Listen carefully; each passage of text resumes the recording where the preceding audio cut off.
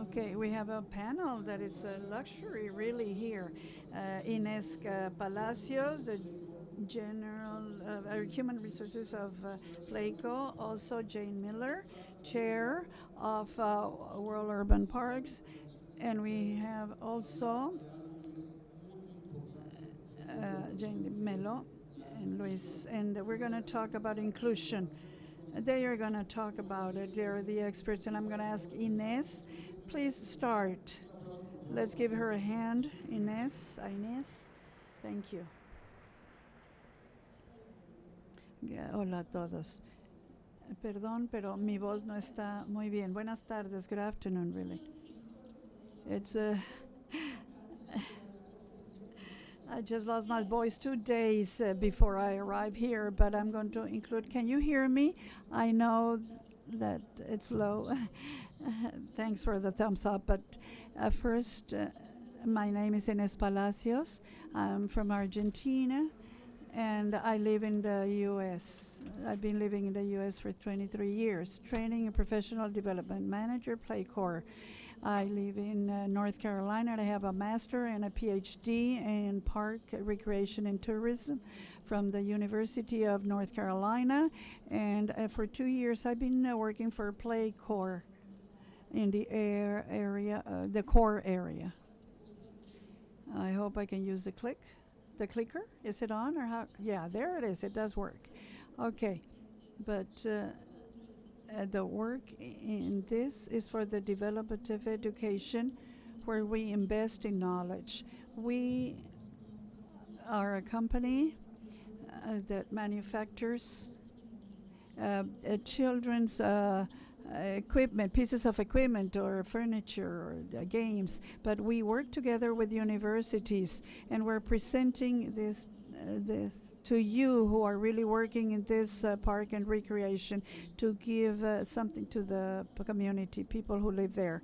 I want to start the conversation talking about how we can change our perspective, how we see these environments. We have feedback from the sound. So how can we can change the perspective as how we see these areas? Disabling, we should be understood as the limitation of opportunities to participate in activities in equal conditions under the equal. And this is something as designers of spaces can change. So we can give the same options to those that are disabled and also to the people who are able. And we talk a lot of inclusion, segregation, or integration, and what we want is to inclusion. That's what we want to achieve. Remember that accessibility gives something very important, that is for people to have a feel of belonging. You want everybody to have access, so accessibility doesn't guarantee inclusion. So we're talking about the 7 main points for the inclusive design for children's playgrounds or children's parks, to lower the barriers that people have from all ages, and to give them give them the dignity they deserve. So how can we start doing this? We start by inspiring communities and the people who work in the parks. We want to learn that we all have limitations, right? For example, today I cannot speak. I always want to give the voice of those who don't have a voice, and now I lost it. But it's very important to inspire people who live in these communities. Maybe this is the slide and the image that I like the most from all the things that we do, because this is based on research, and what we show here is the are the different needs of the community. So we carried out this study, and we agreed that from every 1,000 children from 13 through 21 years, from 3 to 21 years, which is school age in the U.S., some of them will have one of these disabling conditions. But if you are thinking about designing and to put a ramp in the children's playground or park, that's good. That's accessibility. But as you can see here, what they did was to arrange in that area 3 people who have a physical disability. But a person who is autistic, what happens, it can fall in one of these areas of being disabled at the same time. So what we propose is not only design a space for 1,000 people, but for all the people who go there. Because remember that maybe children, and we hope, do not arrive there or do not get there alone. Parents, grandparents take them, and maybe the ones who are disabled are them, the adults, not the children, and we want to be inclusive. So with the help and collaboration of the University of Utah, and specifically with the Disability Institute, we created this program, and I'm going to give you a link that you can download. It's a philosophy that it's unique and comprehensive, where we respect the child as a whole, but also by providing innovative environments and celebrating the inclusion for the whole community, for everybody. So you can take pictures of this. What we talked about at the beginning is accessibility is great, but they did very little. What we want to do is to have the design with the 7 main inclusive elements of the inclusive design. These were the best practices based on investigation. I'm going to give you also data about it. What do? We develop for the needs of the development of the children as the whole, that is the whole child. And these are the 5 areas for the development of a child, the different elements: cognitive, communication, sensory, etc. And at the same time, we had these 7 essential points in design that are based in research. Some of you are architects, right? And we have had, or do you know about the principles of the universal design for the inside places? But we base the 7 main points for the indoors spaces, and we take them to the areas for children outside in the exterior, so that the quality, to have a good quality in physical inclusion.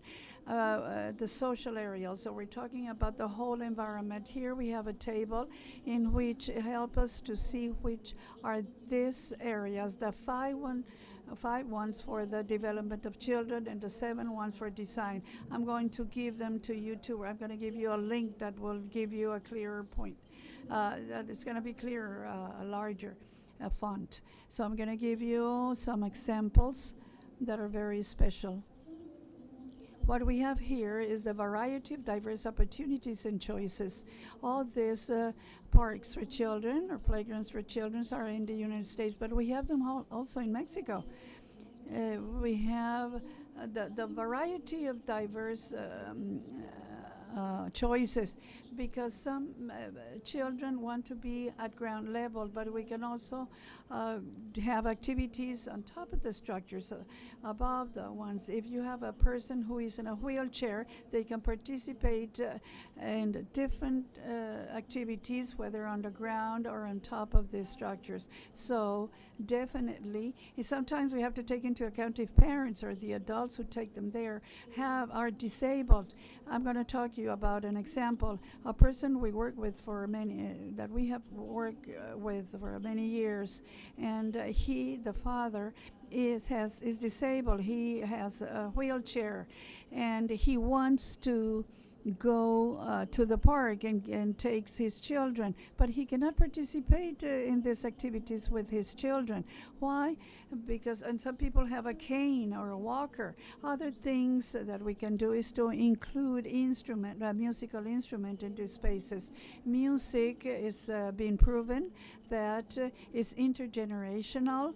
Here you can see two children who are in a wheelchair and they're interacting. That's a social part also. So it is very important to be able also to create together, to create and to think that, imagine that you are being part of an orchestra. That is very important. And also the dramatic play. We can build also different activities. For example, with this panel here, this boy, he can say this is the theater, and for other persons is just, for example, a candy place, shop, and it's different activities that can be carried out, and the cultural activities also very important, and for it to be diverse. Inclusive features. The component is specifically to climb, and here you can see a child on a wheelchair that with the help of the parent he was able to get there. The picture that you have to the right or to my left, here we see a person who's playing with this autistic child. All the sounds or the noises that are very high pitch, it's uncomfortable for them, but they can also be included in activities with these earphones. Communication, this is very important. There are some children that that cannot speak, so they murmur. How to include them in a place like this one? They have this disability. We can have these components where they can communicate. And this flower, where you can see it's like a microphone. We have one in each part of the park, and they can communicate from one place to the other and the other. The panel that has only figures there or pictures, it's a panel that shows activities, so the child can sign to where they want to be. And they say, I want to climb, for example. Without speaking, they can communicate with somebody. Sensory rich features. This is very important also for the motricity, the fine and wide motors, mobility. And there are many opportunities to move, to have small and large movements we can learn with these games. Accessible routes. This is a very good example, like I told you. Here, the mother is in the wheelchair. And so, as you can see, she's very happy there because she's participating in the same activities as the children. But remember, take into account that if you have two people in the wheelchair, they should have enough space to move freely in this space. And the activity panels and slide transfers. And the slide, tobogán is called in Argentina, and it's resbaladilla in Mexico, but that's the slide. In this sense, we ask to have activities that are higher in the structure. For those who are seated in a wheelchair can also play, because sometimes we see that they get there to the bases at ground level, there's nothing to do there.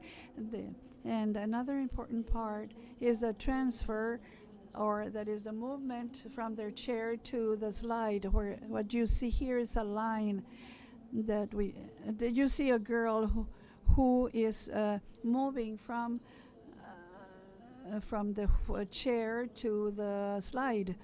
And I met a person in Texas, a veteran, and he lost his legs at war. And he likes to go to the park with his children, and he is the one who needs to be moved, or who moved from the wheelchair to the slide. And what I didn't know is that they cannot be on the ground level. They said they can only get into the wheelchair 2 or 3 times a day because it's a big effort for them to do it. So to have this transfer, so this it's very important also for the caregiver and for the person who is in the wheelchair to be able to move to the other side. These jumping points are very important to have a social moment there to talk among them, or if a person is, for example, overwhelmed in the park and to see what's happening, and they can then be part of the game. Sensory relief is very important also for people who are overwhelmed. For example, they can sit very comfortably and they can see that they are safe, and to see what's happening in the park. Also, cozy spots are very important. These are very important for the children who are not active physically, because some children like to just spin, turn during 30 minutes, and then they cannot come out down. But some people just like to read a book, so those spaces are very important. The equitable and parallel play also, they're very important. For example, here you see a girl that has a walker, but we have some rings. It's designed for the child to really reach them, and they can work together doing the same activity as the others. Not another activity, but the same activity as the other children. Accessible safety surfacing and shade, that is very important. Now remember that there are some people that have that cannot see very well, or they are blind. So, but by painting with different colors, we can mark different areas of work for those that have problems with their vision. And shade with these tarps, or also natural shadows from, or shades. Shade from children is very important. Now climate, remember that this kind of children with some disability take medicines, and so they cannot be in the sun. And also to have places to sit and to supervise and to be comfortable. Seating and amenities, also water fountains, to also have the garbage cans, and also some bicycle parking places, and movement. There are some children that like to spin and spin and spin.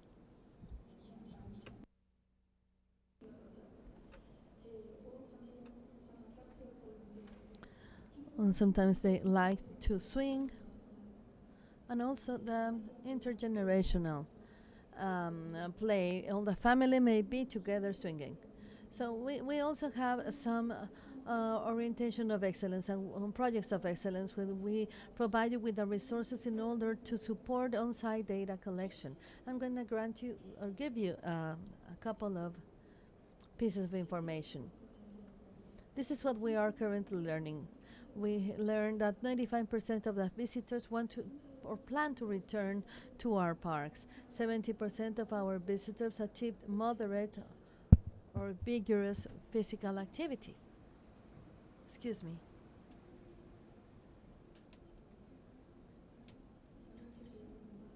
And they also stay longer than 45 minutes.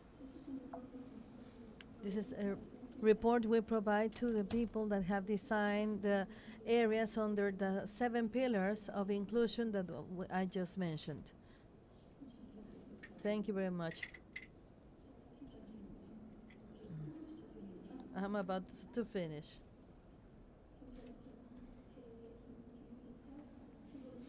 So, but engaging the whole community is a key issue in all this. These spaces really make a declaration, fundamental, or a fundamental statement for the community. It supports child development and recognizes the strengths and the dignity of everyone, as well as promoting social equity and culture. I'll give you the code. You can scan the QR code to download the publication we have. We have a guide. You may take a photo, and you have the link to do that once you're home. Sorry for this. I suppose it was going to be worse, so I'm very happy. Thank you. I'll give you my contact info. Thanks a lot for your time. Thank you very much. for the candy, please. Thank you. Thanks a lot, Inés. First, I want to give you two very brief comments because I would like to talk to Jane and Javier. It is his birthday. Let's give him a round of applause. It is his birthday. I didn't forget. Congratulations. Please don't take pictures. I'd rather have you download all the material from the Congress. Just become a member of ANPR or the World Urban Parks. That is a commercial sponsored by Playcorp. Well, first of all, I'm very fast. I want you to visualize all this. That is part of the idea of having the panel. Your dream park. Which is your dream park? It's a park in which you may come in, participate, and play. Not only you, but every kind of children, every child. This is what we are thinking of, especially by granting you all these options of playing equipment and including children with disabilities, etc. Let me introduce Jane Millard, who I know for more than 10 years. Jane has been able to direct the park systems that are the most important ones in the U.S., such as the park system of Minneapolis, multi-awarded by the Press Corps, the Conservancy of Pittsburgh Parks. Jane, apart from that, I didn't know that, but she studied her master's degree in inclusion, and she has a tremendous amount of experience on this issue. It is a luxury for us that she accepted the invitation to talk about inclusion from the point of view of the practice of park recreational professionals. Let's give a big hand to Jane and listen to her very interesting speech. Thank you.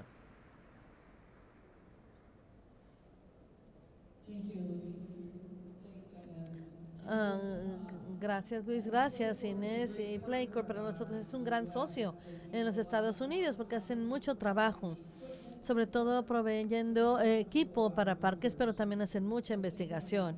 Gracias. Quiero darles un poquito de perspectiva sobre este tema y los servicios que nosotros proveemos y cómo lo hacemos en los Estados Unidos.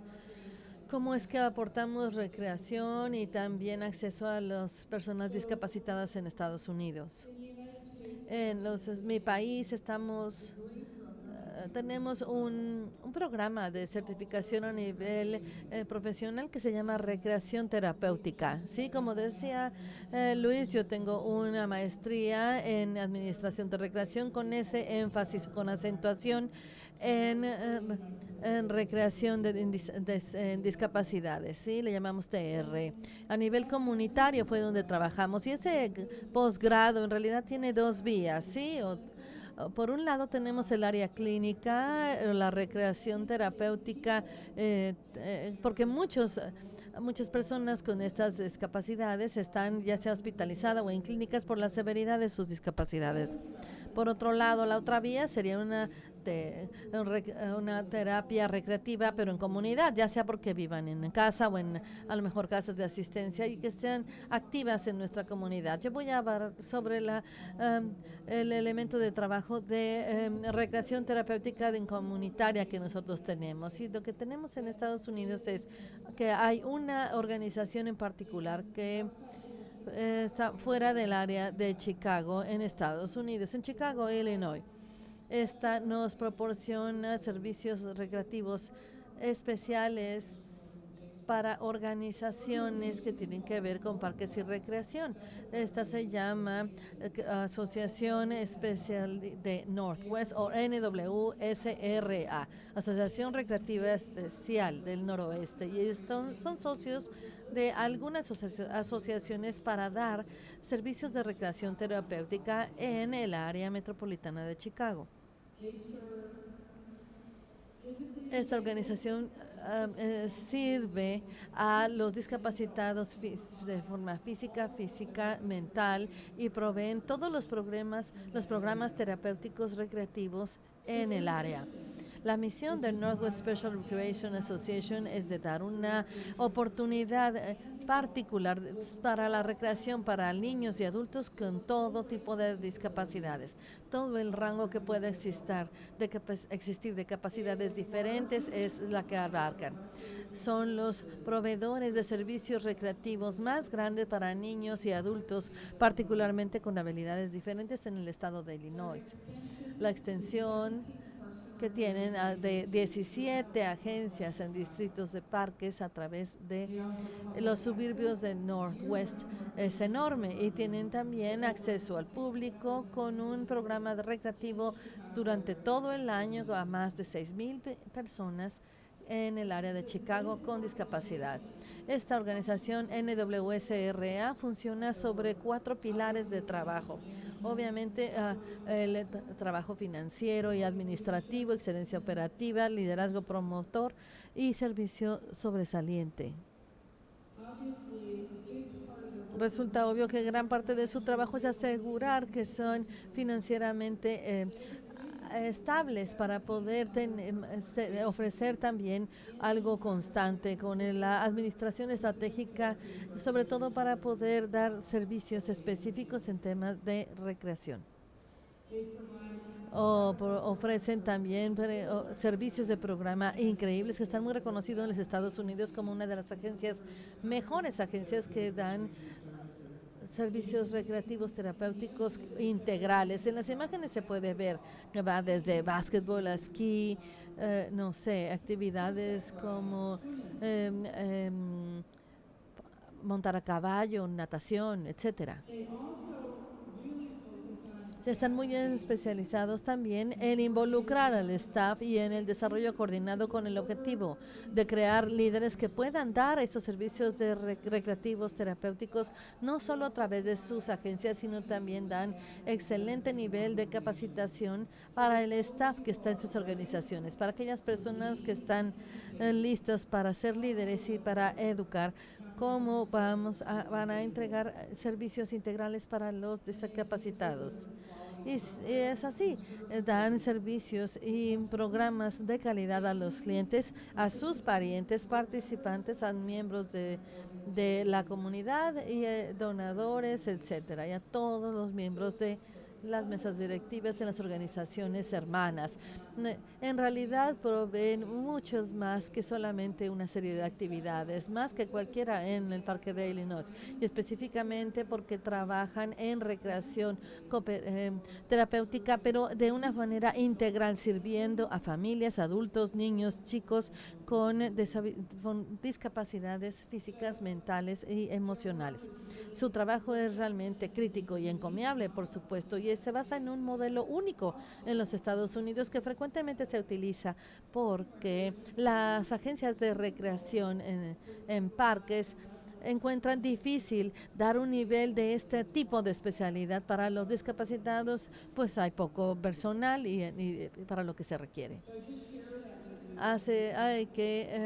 Bueno, les quiero mostrar esto como un modelo que se utiliza en los Estados Unidos y que podría funcionar aquí en su país o en la ciudad de una forma en la que les permitiera proveer un modelo mucho más integral y grande para esta población en su comunidad.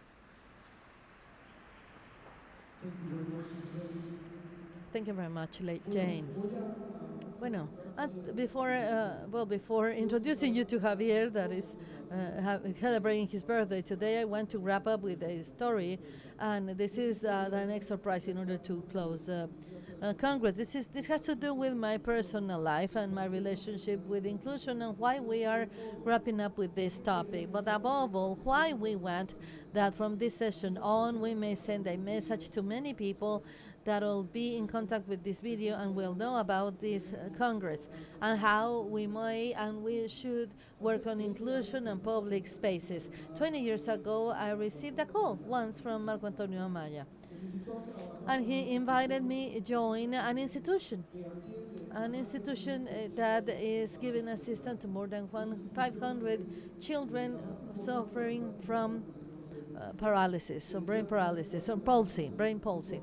And this is called the Nuevo Amanecer Institution, and it has worked for more than 40 years. And it has set up the standard to work on this area in Mexico. I was very pleased to work there for 2 years, and I remember that Roberto, my brother, called me when I was leaving the office and asked me, "How are you?" And I said, "Is that I have to be happy.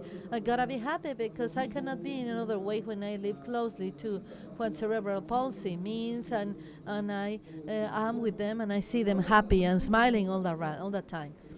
just by Nuevo Amanecer Institute that has 500 children included, there is a park. And at that time, I used to talk to my partners and my colleagues and from my family from Nuevo Amanecer. Talked to them about Nuevo Amanecer. Well, why couldn't we open up a hole to the wall to connect the institution with a park? That was like our dream, and that was our program we had.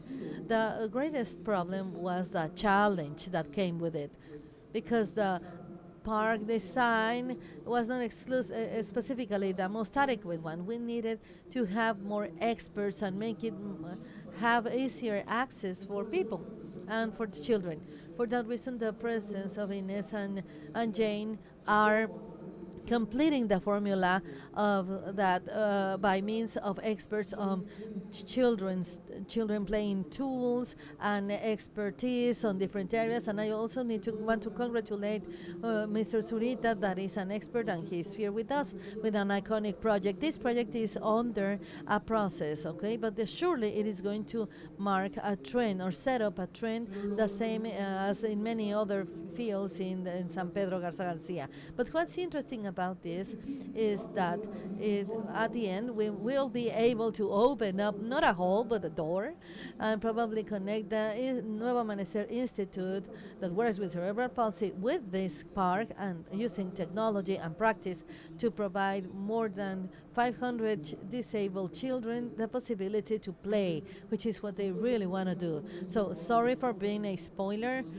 This is not the intention, but I wanted to tell you a little bit about the background of this project. So now Javier is going to talk about it, and later on I'll ask Juan Carlos and Rodolfo to come to the front and join us at this panel to close the Congress. Thank you.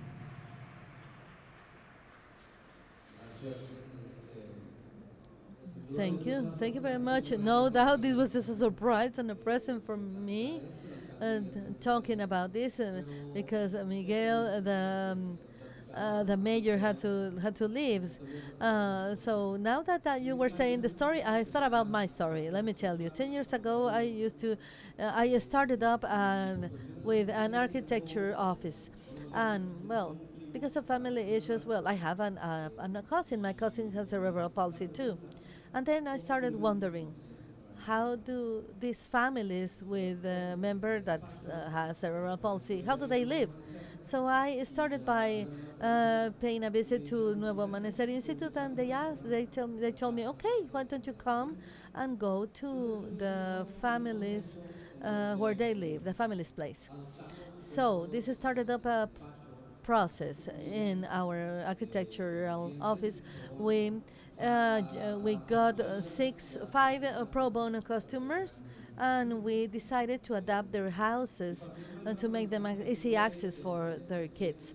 So what I learned from all this project was that I realized that disability is not exactly there in the person that suffers from this disability, but the disability is the surrounding limits the possibilities for someone to get to his job, to do many things, etc. There are many things to do. There's a long way to go, especially on different disabilities, working with kids with cerebral palsy and their families, and many other ones. But that made me finally realize that disability has a tremendous impact on the family and the surroundings. At the end of the day, mainly the mom that ends up being the main caregiver from the kids, are the ones that are devoting their time for this issue, right? They probably restrict themselves on doing many other things. So it means a great impact. The built area, has the power of not only providing children with disability with a greater capacity to do many things, but also to a family. Now, in my thesis and final professional work to get the master's, I analyze that, how now the city environment may start generating tools or cycles that take these families out of disability. For me, it's been something outstanding. It is an honor to work with the team, with Germán, with Osvaldo Zurita, etc. And I'm here to tell you a little bit about the Garza Ayala Park and give you a brief overview of this. We would like this park to be considered as an inclusive, easy access park in Nuevo León and to become the model. On one side, when we started talking with experts, they told us that what we need to do is limiting this disability we're working now. But disability is not going right there on the corner, it's not on the limit or on the border of the park. The park is really focused on people with cerebral palsy. Cerebral palsy has a very wide array of limitations. There's a broad scope, you know. It might be that you have probably problems with your body, physical disabilities. Either your body might be too stiff or probably too loose. So this great range of variation may also include some other disabilities. Therefore, something important for us is working under a methodology, always using a methodology. So, we were hearing the talk of inclusion with the perspective of gender with Manuela and Luisa. And I really love that because we could take these initiatives and the practice further, right? Not only talking about disability, but also about inclusion and with a gender, under a gender perspective. The park should be useful and should be adapted to people with different abilities. Disabilities are many. Probably there's someone on a wheelchair or someone that cannot move his arms but can walk. So this area in general should allow activities or action from children and should allow them to move and enjoy. The other point is that it should be a simple, intuitive area with easy to feel way of instructions or easy to know how to enjoy the place. There are elements that are key elements that allow you to do this, so from the vegetation, furniture, games, etc.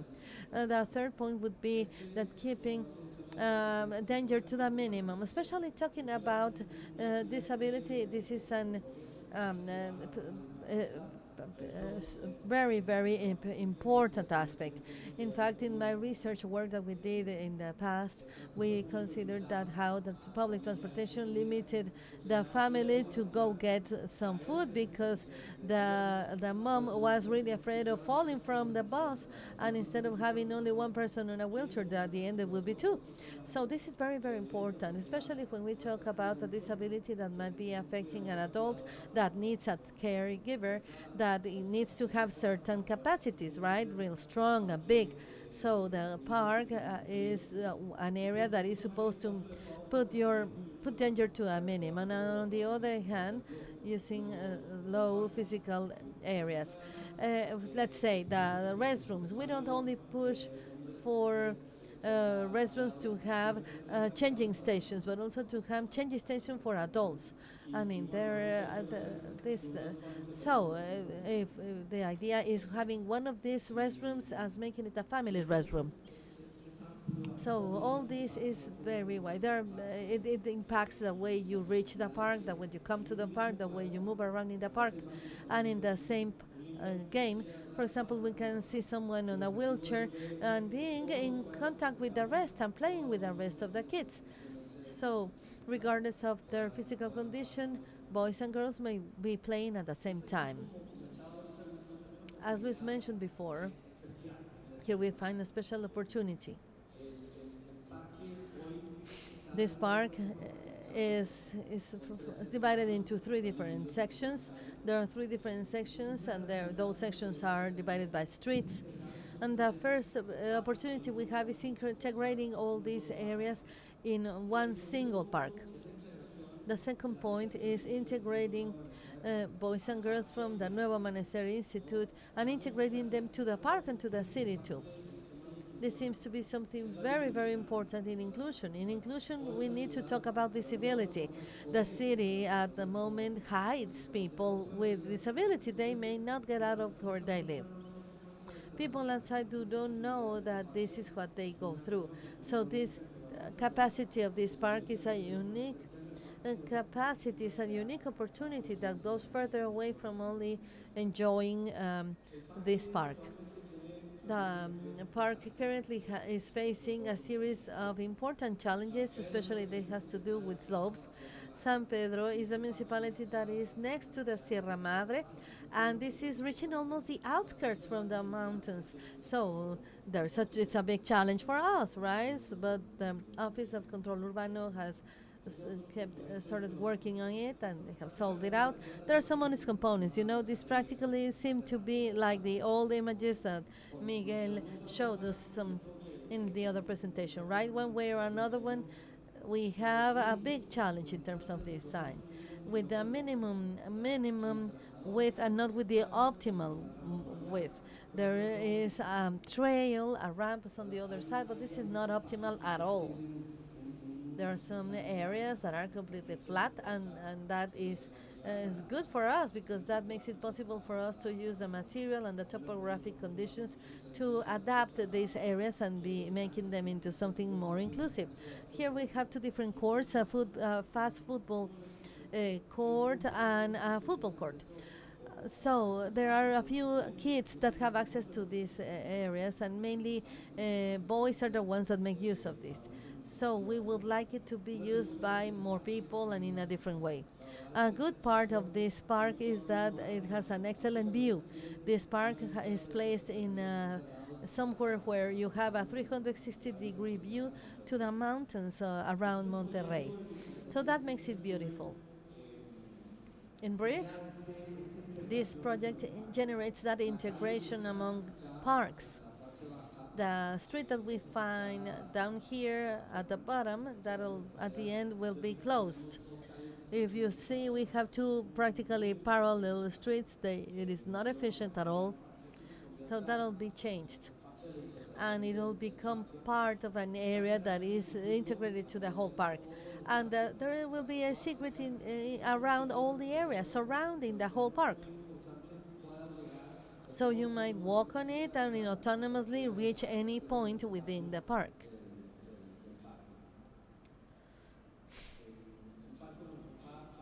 The park is going to include different equipments for games, for different varieties of disabilities, right? But all of them with the same objective, having all of them be used by a boy or a girl with a disability in a wheelchair or someone that is not using this area.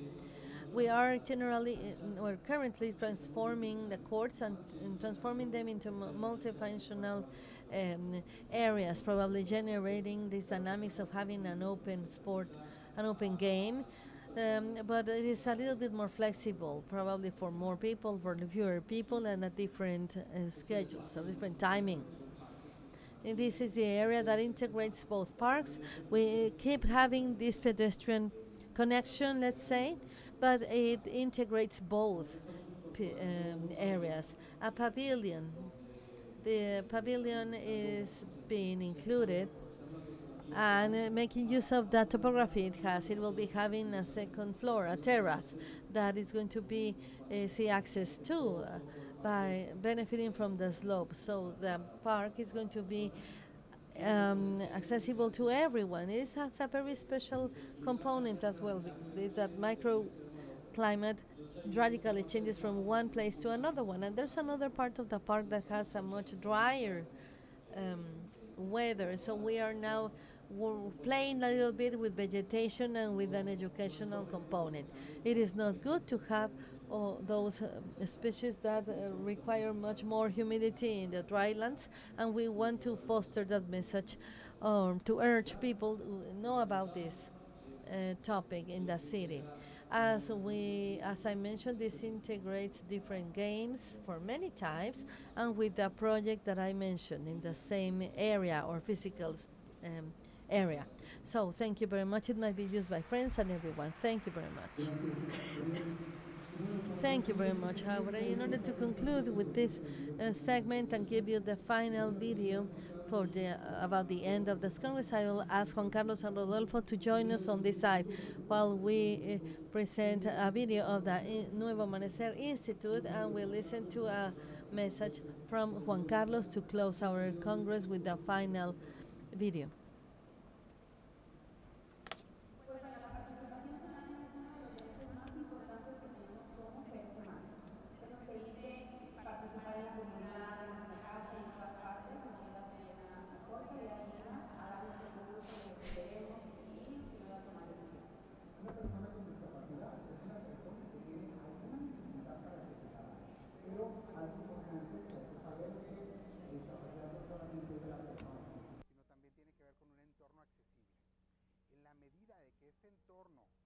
Ofrezca estas facilidades, cualquier discapacidad o dificultad para hacer algo va a ser mucho menor. En el Nuevo Amanecer brindamos atención integral a niños y jóvenes con parálisis cerebral y a sus familias. Actualmente las personas con discapacidad sí se ven limitadas en su participación, tanto en sus hogares como en la comunidad y en cualquier otra parte, ya que los espacios no son accesibles. Dentro del instituto nosotros hemos creado esta participación ciudadana en donde los niños y los jóvenes acuden a visitas a la comunidad. Nos hemos topado con algunas barreras de acceso, sin embargo, el instituto siempre trata de visibilizar estas necesidades de la mejor manera. Una de las principales visitas que nosotros realizamos es a parques. ¿Qué sucede en los parques? Nos hemos encontrado con algunos parques que tienen barreras de acceso. Estamos hablando de un espacio inclusivo para todas las personas. No es hacer una rampa para que pase un niño o una persona en silla de ruedas. Es hacer una rampa para pensar en que puede estar una persona. Alguien que tiene alguna visión, una madre de familia con una carrera de bebé, eso es lo que estamos pensando. Eso se llama accesibilidad. La accesibilidad también es un derecho para ellos. Pero no somos una burbuja. Realmente la comunidad tiene que ofrecer estos espacios. Tener un parque accesible cerca de nuestra zona nos enseña a nosotros como maestros y también a nuestros alumnos que tienen esta posibilidad de participar, de disfrutar, y a las familias les permite ver más allá de lo que ya conocen, más allá de las barreras que han visto, pueden ver toda la accesibilidad y la capacidad que tienen sus hijos o sus jóvenes para participar en la comunidad. Creemos que con este proyecto vamos a poder responder a muchas necesidades de la población, no solamente en cuanto a la convivencia que puede tener con sus hijos, vamos a resolver un problema de movilidad, la cercanía que tenemos también de los dispositivos conectados, pero también vamos a abrir oportunidades de respiro, de atención, de convivencia, no solamente de niños con discapacidad, ni de familias con discapacidad, sino también de todas las familias.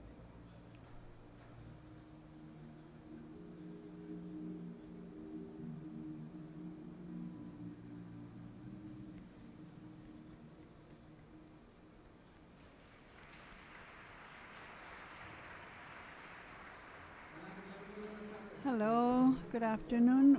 Rodolfo, who's the director of the Institute in the Financing and Administration Office, and Juan Carlos, I direct all the care that we give, in charge of giving the care to the families and the children.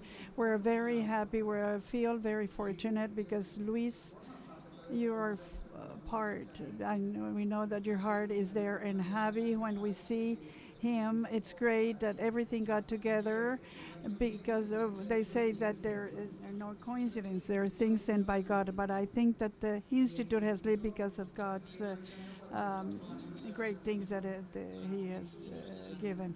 And the Institute sees 500 children a year. You know that cerebral palsy is not a topic that is very well known. We don't have statistics about it in the country, but we just finished a research study in Nuevo León, and each year there are 440 children born with cerebral palsy, and every year about 29,000 children, now of each 1,000 children that are born, 29 children have some type of a hinder in their motor development. So the this institute is very important. We want to reach the most of the autonomy of the children, because if we give them their tools, they can go forward.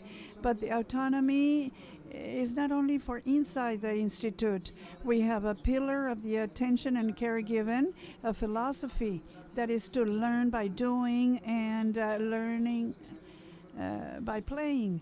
So we don't have all the scenarios inside the institution.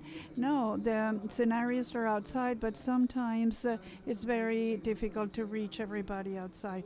But we're very, very, very fortunate and very proud for this project. Like Javi said, when the government is interested in kind of this kind of project, or when also the private sector wants to help, and civil society is interested in this also, and by showing the needs and making commitments to do something, that's the best way. We want to congratulate you for everything that you have seen. I know that you are aware, but in us just to build a park to improve something, no, we are changing a culture rather, and we are thinking that we are going to give and offer recreational relaxation, culture, inclusion, and social opportunities. And together we are working in the reconstruction of the social tapestry. So congratulations from the bottom of my heart. Thank you. Thank you for making this park a park where we can all play. Thank you very much. Good afternoon. I just want to compliment what Juan Carlos said. I want to add a little, and since my role in the Institute is that of an administrator, I want to share with you that this is a very big challenge as a non-profitable institute.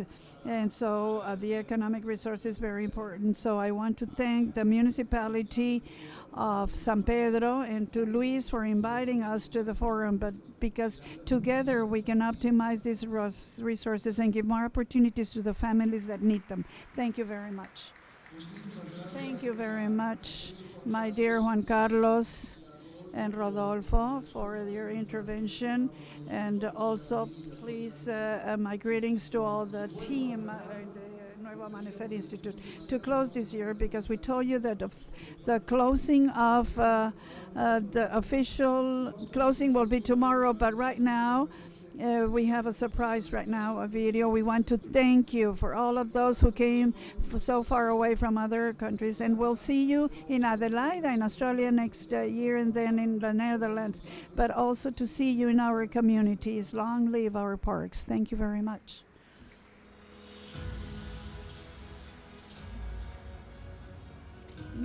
Don't forget to return your translation devices at the end of this session. Thank you.